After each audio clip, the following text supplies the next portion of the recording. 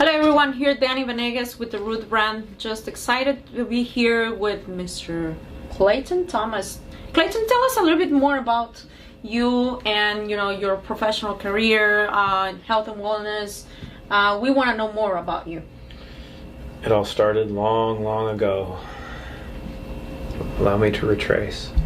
I was fortunate because in the wellness industry, you often hear from people talking about their health issues that led them on this journey of getting well, and through the need to get well, they figured out some things, maybe a couple things that they're trying to pitch.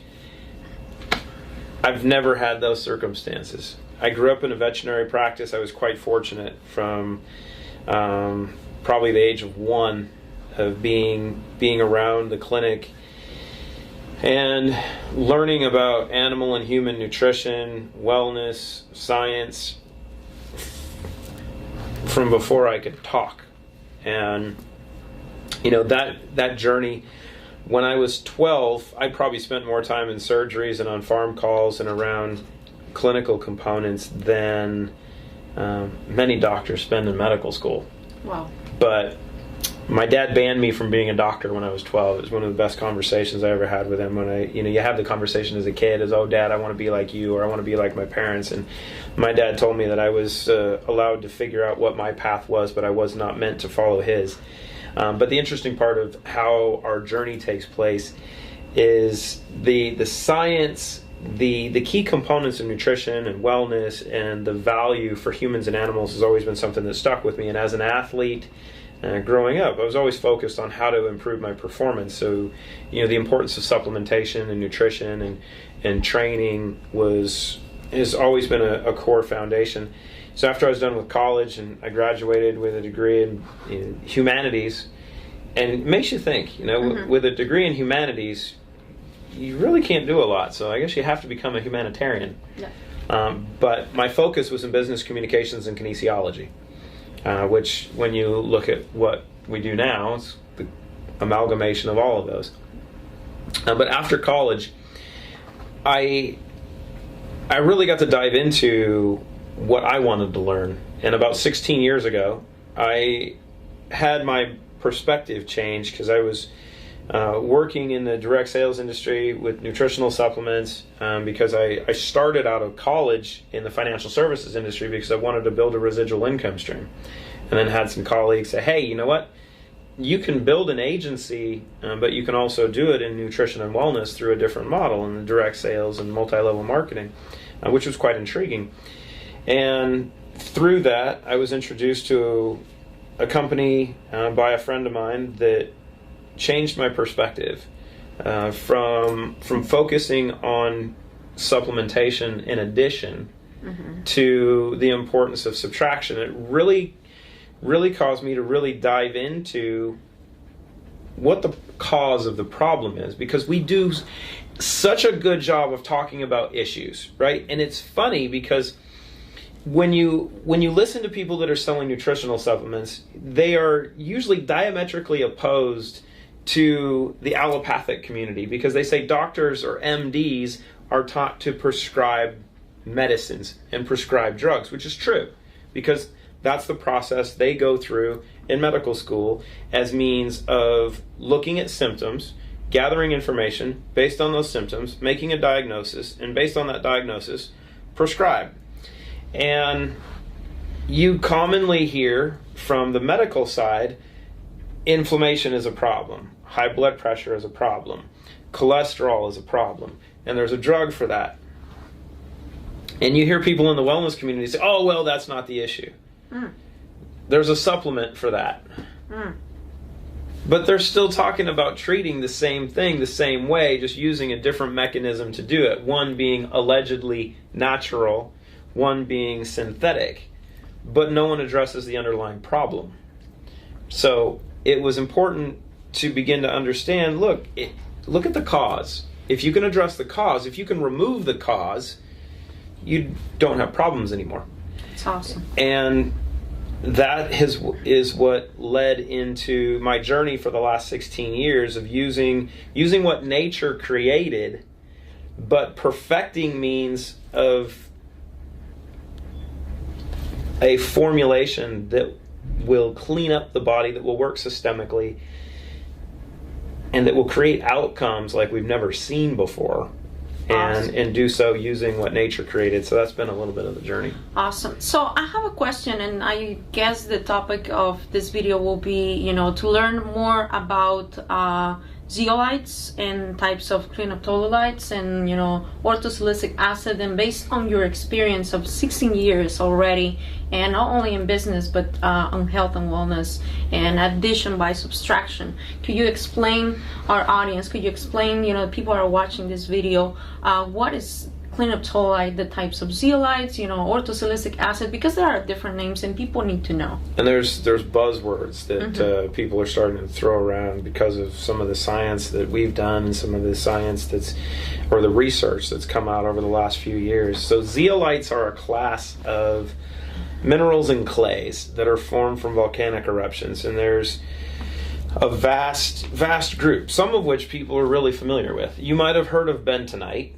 because it's a clay, and you can get it in the store in its powdered form, and you can use it sometimes for ingestion as a digestive aid, but most of the time you see people using it as a facial scrub and such for detoxification of the skin. Then you have bentonite, mortandite, heulandite, and then you get into some that are more commonly known. Asbestos is a zeolite.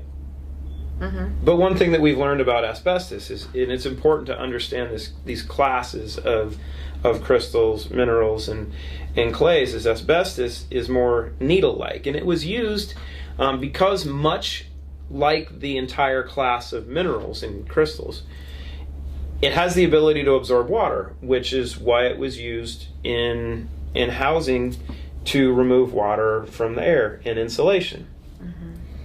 They found one problem, that when you inhale little pieces of asbestos, because it's needle-like instead of sheet-like in its structure, it can get lodged in your lungs and cause mesothelioma and cancer and kill you. Wow. So we figured that after about 40 to 50 years, it's probably not a good idea to use that one anymore. So it leads you to the two others that people are, one, I think everybody's familiar with, and then the last one, which is the most miraculous of the group, and quartz. Quartz is a zeolite. Quartz is really, really well known. It's one of the most common crystals. People know quartz is really good from an energetic perspective. You have different forms of quartz. You have rose quartz and clear quartz and white quartz, and you find different deposits of quartz all over the world.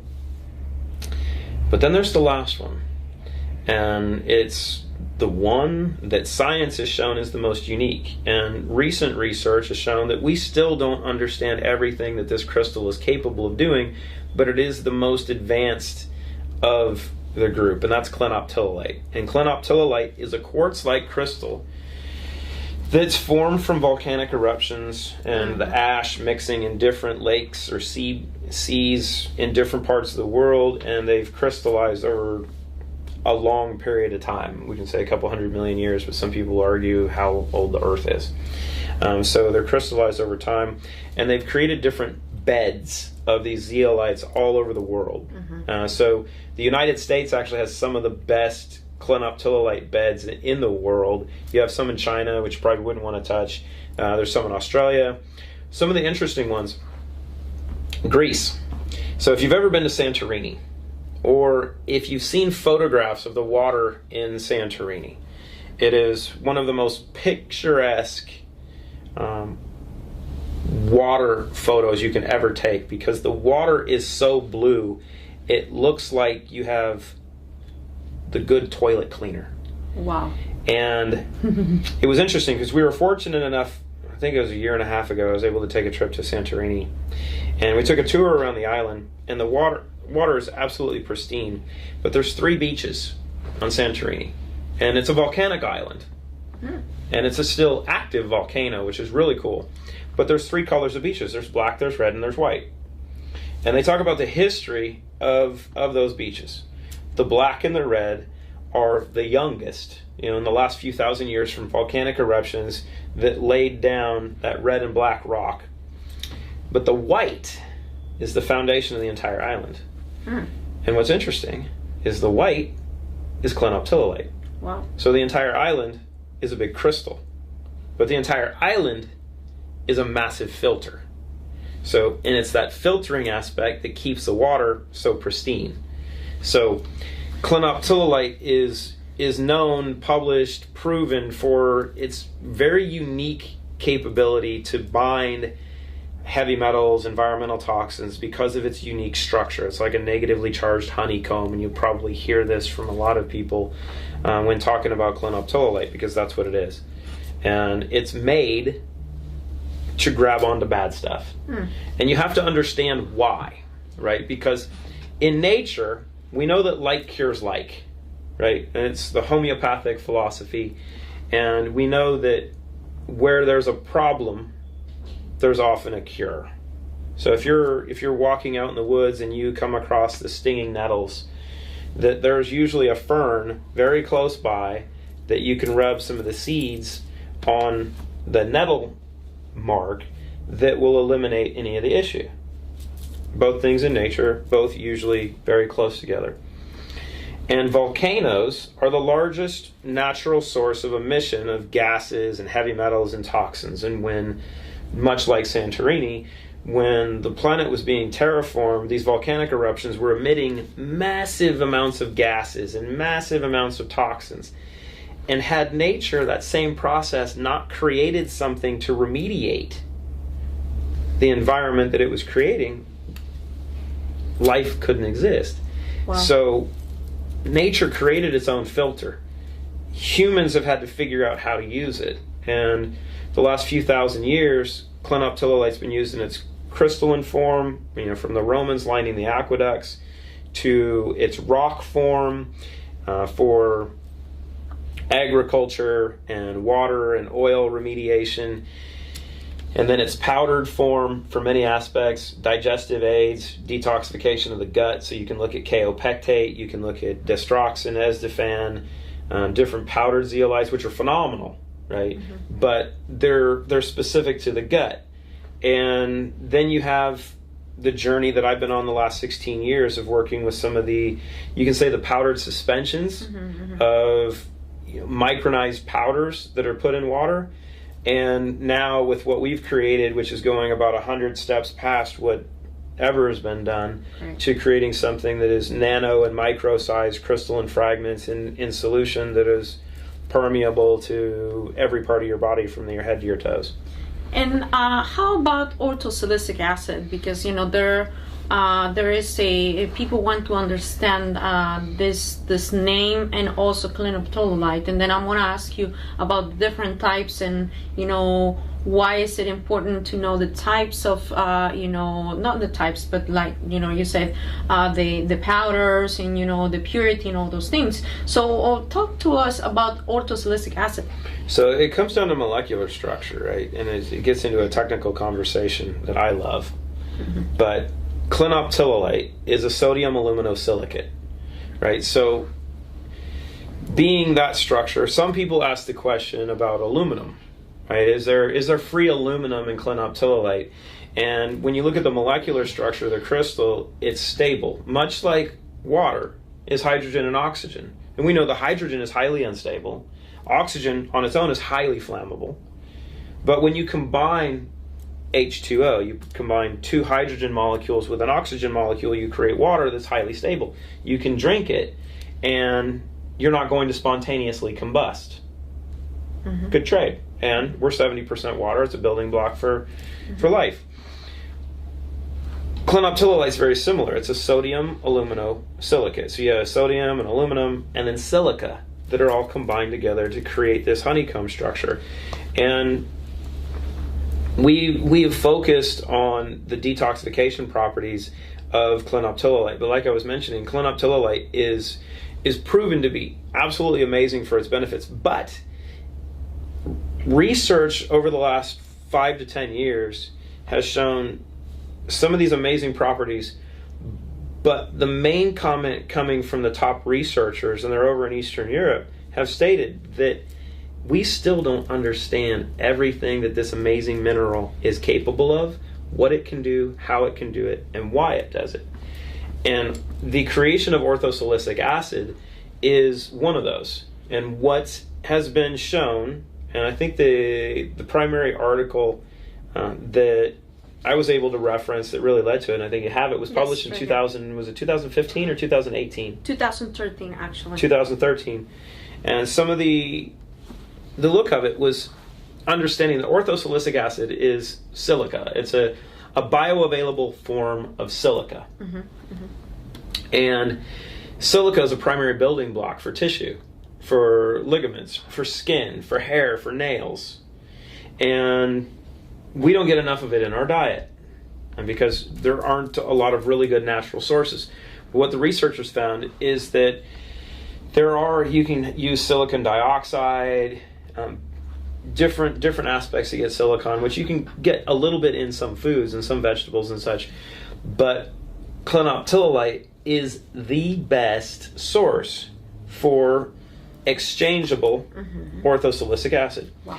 So in looking at that, because of the process that we use to break apart this larger honeycomb, right? So if you look at clinoptilolite as a bee box, right? You have this honeycomb cube, and instead of just working with that cube, we're able to break it apart into much smaller fragments. You're still having the cage structure, but many more pieces than one large cube, so the surface area increases dramatically. And being a sodium aluminosilicate, we make more silica available and more binding sites, so you can bind more toxins and release more of that orthosilicic acid, which when you look at the outcomes that we're seeing, like your hair, and you listen to a lot of the men that are growing new hair back, or your skin starts to glow after a short period of time, or you gotta start doing your nails 2 to 3 times a week often, and then your joints start to feel better. You go, man, what is going on? That's the silica. It's a combination of the systemic removal of the toxins and heavy metals, but then the addition of that orthosilicic acid that provides those building blocks to provide some of the things that women pay a lot of money for. Yeah. Wow, so that is such powerful information, and I know that you work in this arena for many years. I know that you've developed some of these products in the market. You know, I'm not a few. Yeah, but I'm not gonna get into names and stuff because we're educating people, and by the way, we're not here to treat, diagnose, or cure, or say that there's any miracle, because we're just informing people. But you could take this and just really dig more into the clinoptilolite, orthosilicic acid, and just educate yourself more a little bit about it. Now I have a couple other questions, and I think that we're gonna wrap it up with this. What is the importance of the source of the clinoptilolite that is used in the purity? What is the importance of the source? Source is important with everything, right? Okay. And the other component to that is natural is important, because there are synthetic sodium aluminosilicates that aren't zeolites. Zeolites are a natural occurring crystal or mineral or clay. It's like me. I'm naturally occurring clay. It's great. It makes me feel good. But sourcing is everything. And like we've touched on, there are deposits of zeolites and deposits of clinoptilolite all over the world, but some of the best deposits are actually here in the United States. And we are quite fortunate because we have a proprietary mine that we source from that is 97% pure clinoptilolite, 3% bentonite. There's nothing like it in the country, and we are I think the only source, or we are using a sole source, so we don't have competition. There are mines in New Mexico, Arizona, Idaho, different parts of the country, but we're really fortunate because of having a very unique, clean source And the clean part is really important as well. But with the mines that I've worked with in Idaho, in Nevada, in New Mexico, and Arizona, like I was mentioning, you have a much more broad mix of clinoptilolite, you have some bentonite, you have mortandite, heulandite, you have a mixture, and which is not a bad thing. But as you said, from a sourcing standpoint, our focus is on quality, right? So quality is crucial. So the better the ingredients, the better the product. Yeah, so we source, and we're very, very special in that. So the difference between the all of those zeolite powders or clinoptilolite powders that we have on the market, what is the difference between what we're working with and the powders? In regards to purity, it goes to the gut. Just explain us why a powder form is very different from what we're using. It comes down to size, and powders are great. If you're getting a really high quality powder, which is also the key, because you can get clinoptilolite powder from China and it's green. And clino's usually a little bit off white. So if you get something that's off color, but that there might be some stuff in it that you probably don't want. That can be iron, could be mercury, could be viral particles, could be 100 million year old bacteria that's been stored in the cage structure. Wow. You don't know, because clinoptilolite is a sieve, right? It's a cage that will just bind stuff. It's like a rare earth magnet that traps toxins. So you want to make sure that you have a good source. But with the powders, because it's a rock, when it's even ground into a micronized powder, ingested, it's going to stay in the gut because it can't permeate cellular membranes. The size is too big, and it's insoluble to cross the gastrointestinal wall, which, if you're familiar with kaopectate, is why clinoptilolite's been used in kaopectate, because it's used as an anti-diarrheal, because zeolites means water rock, and the zeolites are really good at absorbing water. It's one of the things that they're really good at. And that's why clinoptilolite powders are used as an anti-diarrheal. And because when you take it in a powdered form, it'll suck up water, which will dry things out a little bit and help solidify your stool as it goes through your GI tract. The important part of what makes what we're doing unique is we're taking that power of that powder and processing it and breaking it apart into much smaller fragments that are impermeable across membranes. So not source, but the particle size really matters. Now, the proper preservation of zeolites. Talk to us about that, because that's another component. You said something about if you get some zeolite from other countries, then they might be different color. But talk to us about the proper preservation. Quality is crucial, but ethics and integrity in manufacturing and understanding, you can say nutraceuticals and pharmaceuticals, and we're really fortunate because of my history, but also Christina's history, and you've probably seen some information from Dr. Christina Rom, who's the brains behind this little guy, and she comes from biotech, and so she has a different perspective and a different approach to the way products should be formulated. And in the United States, we have rules, right? From if you're making a liquid, right? If you're taking water and you're putting some different supplements in it and you're putting it in a bottle, water can grow bacteria, right? If you go to the lake or you find a puddle, you don't go drink out of a puddle. Of course not. Because, well, it's dirty and there can be bacteria, there could be protozoa, there can be different pollutants in the water. So when using water as a liquid base for a supplement, you have to preserve it. And it doesn't take a lot to properly preserve a liquid. Mm-hmm. But if you don't do it, mm-hmm. you're out of compliance with proper good manufacturing practices in the United States. There's no way I would ever consume a product in this space that's not preserved properly. Mm-hmm. And especially knowing how simple it is to do it, and how you can do stability testing to make sure that it's meeting the proper standards. And when you look at this little guy and you look on the bottom and you can see that the expiration date is 2 years out. So, and if you look at other products, and we're not going to name names, but I could give you two of them. Yeah. One of which I created, another one is a sibling from that. They're not preserved properly, and it's on the label. Mm-hmm. You can't trust that. And then the same thing goes for synthetics.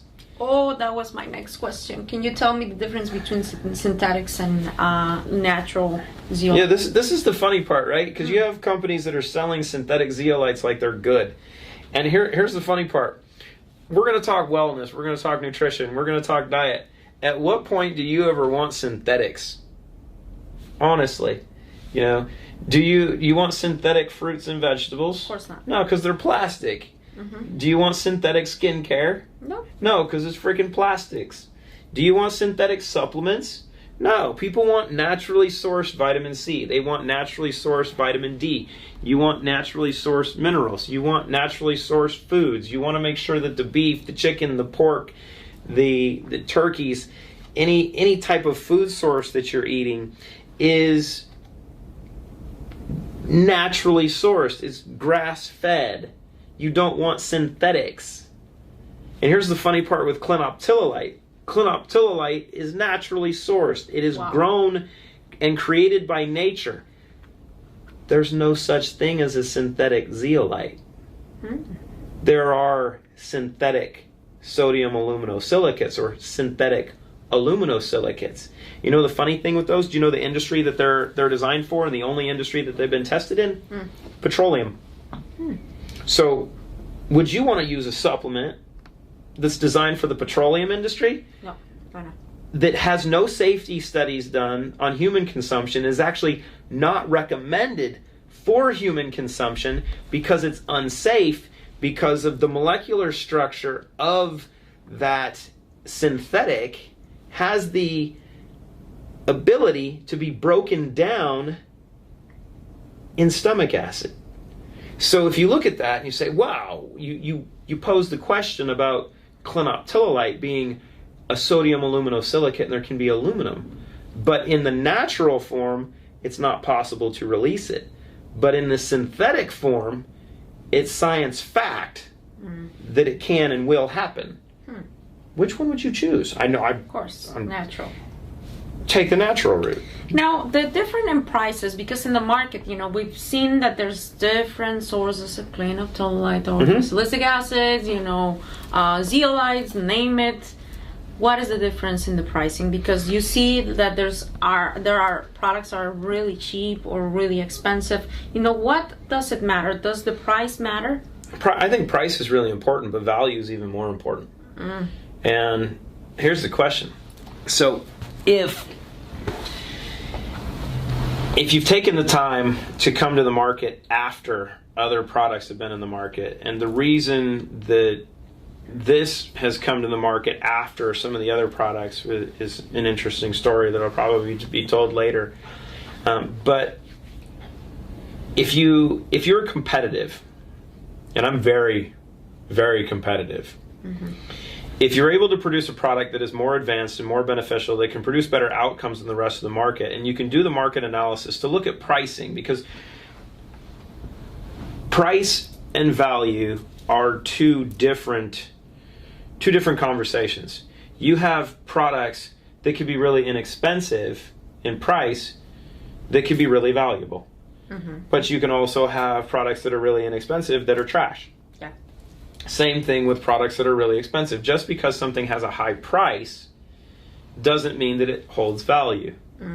So as a manufacturer, as a marketer, and as a company owner, it's important to price products accordingly. And when we were creating our model and our approach, one, because I've manufactured a lot of the business models for them, I was able to look at where the pricing was for some of those and take what we have now and price it lower. Because a lot of times products are priced high just so people can make more money. Mm-hmm. And we see that in the multi-level marketing industry, where you have a product that you could go to Costco and get for $4 or $6, and you maybe go to Amazon and get something for $4 or $6, and people in the multi-level marketing industry sell it for $80. Mm-hmm. And I've actually seen a company that did that in the zeolite space. Mm-hmm. They came to me to consult on product formulation, but instead of having something quality made, they went to Amazon. Mm-hmm. They found the cheapest product on Amazon. Mm-hmm. They got bulk pricing, which anybody can get, which was about $6 a bottle. And then they turned around, sent it to Oklahoma, where they had the labels taken off, put their own labels on, and then were selling it for $80. Wow. One, it's improper. It's illegal to do that because it's outside of manufacturing guidelines. But it shows you that price doesn't always show value. Mm-hmm.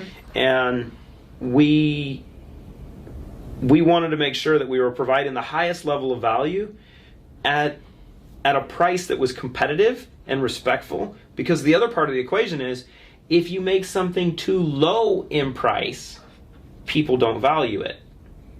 Mm-hmm. Because if I came to you and I brought you a Lamborghini SUV, because I know that's on the list of things that you desire, and if I told you you could get a Lamborghini SUV for $15,000, mm-hmm.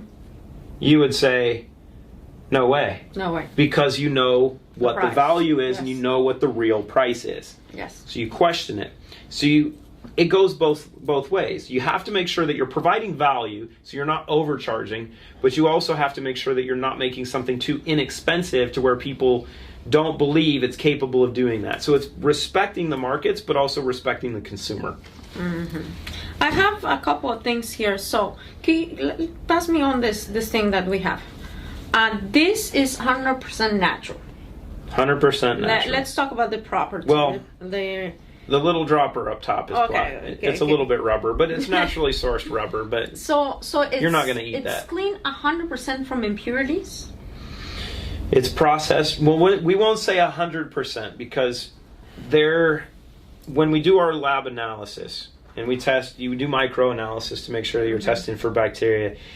And the cages will hold on to a little bit, so my numbers might be a little bit off. But when you look at the heavy metal analysis for the solution, you'll find that there are less than, like, I think for say mercury, it's less than 1 part per billion mm-hmm. in there, so it's virtually zero.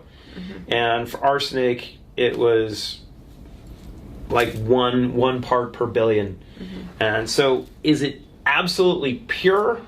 No, because that's not really possible. Is it as clean as it's going to get? And is it safe? And is it highly effective?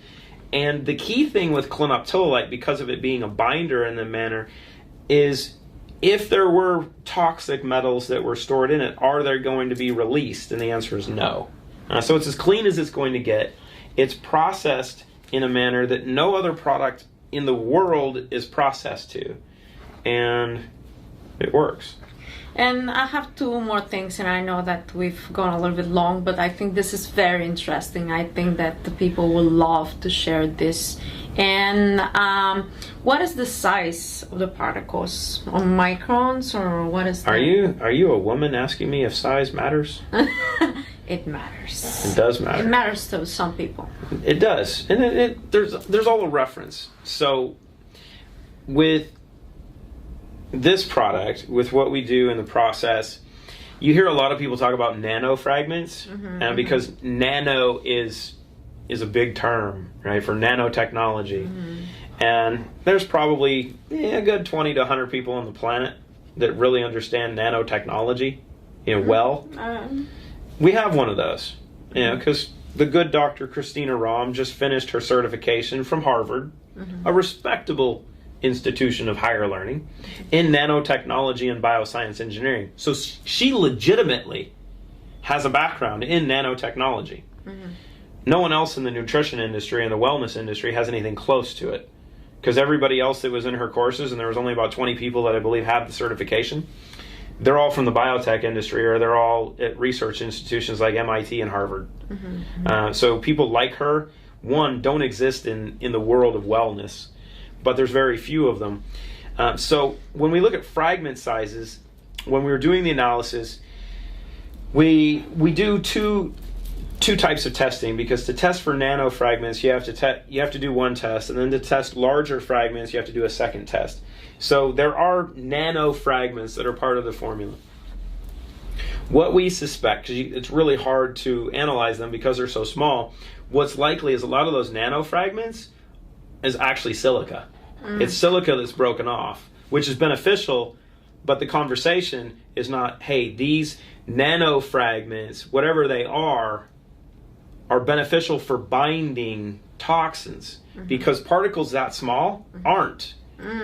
Because if you look at a chart for different sizes of nano dots and nanotubes and viruses and individual atoms and molecules of, say, a mercury molecule, and then red blood cells and viruses and viral particles and such. If you have nano fragments, they're too small to bind the heavy metals and the other stuff. So are there nano fragments? Yeah. The bigger part is the micron sizes, from 1 micron to over 100 microns in size. And we have a wide range of those. And we can't say, oh, there's this size. We can analyze to say that there's this range, and based on that range, there's this percentage that falls into this area. But you want a broad spectrum, right? You don't want just one narrow group. You want to be able to work through different areas of the body in different aspects. And the unique part of this little product is the fact that it is broad spectrum. And you hear that term in other aspects of nutrition. You don't want something narrow. You want broad. You want wide. You want if you're fishing, you don't want a net that's this big, right? Because you're not going to catch very big fish. But if you take out a couple trawlers and you hook nets all together and you drop them in the ocean, you can catch tuna, you can catch whales, unfortunately, and dolphins, which is bad when they have to be released because we don't like to hurt the dolphins and the whales. But you can catch big fish. So that's really the important aspect of that. And the reason why I ask is because that goes to the final point, and we're gonna wrap it up here. It is that it doesn't just go to the gut. Correct. It goes to our cells. It goes to the brain tissue, and like you said, it's like a net, goes and grabs heavy metals and all those things that we don't need, and takes it out, correct? And it's specific for the bad guys. The interesting part is it leaves the good guys and will help improve absorption of the good guys.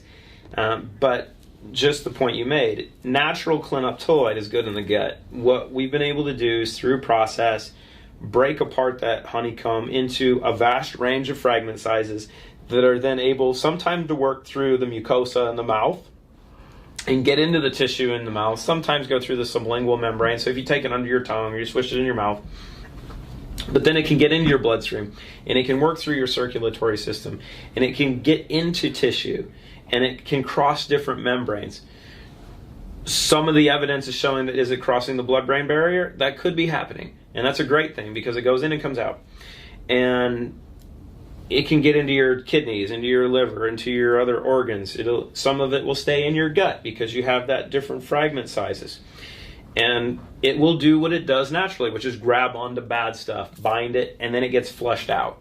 Wow. And that's really the goal. That's the entire purpose. That's the effect. And honestly, at the end of the day, that's why we see the outcomes that we're seeing, because the only thing that matters at the end of the day is that one word. It's just outcomes. Doesn't matter how you get there, because if you knew you had to pay a little bit more for something and you knew the outcomes were going to be better, you're going to pay for it every time. But if you don't have to pay as much compared to other products, and you still get better outcomes, that's great value. That's awesome. But thank you so much, Clayton. This was so valuable. We're gonna be coming out with some other educational videos, and just get back to the person that shared this video with you. Bye bye, guys.